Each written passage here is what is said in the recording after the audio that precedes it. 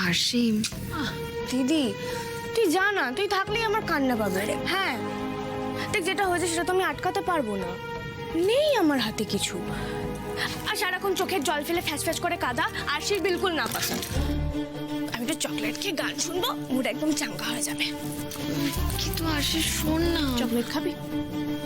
খাবি না তো? তাহলে আমাকে একটু একা থাকতে দে প্লিজ। ঠিক আছে।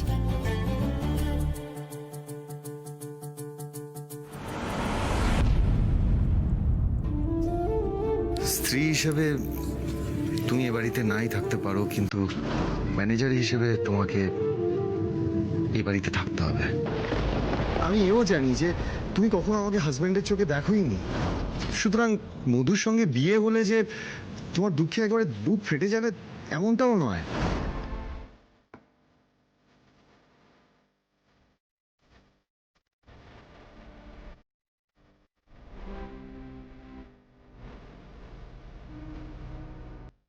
না স্যার, সরানো তো হবে না।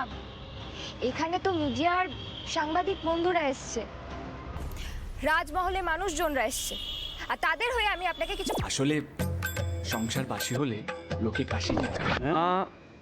এটা আপনি যদি সেই প্রশ্নের উত্তর টেনশন।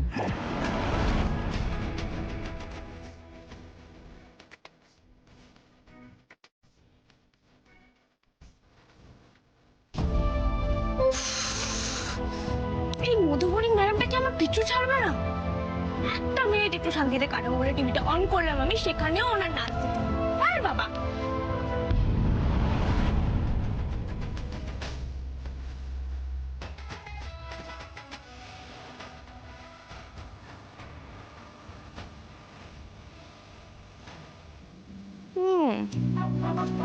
মানুষটা যাচ্ছে তাই বলেও নাচটা বেশ ভালোই করে, ট্যালেন্ট আছে।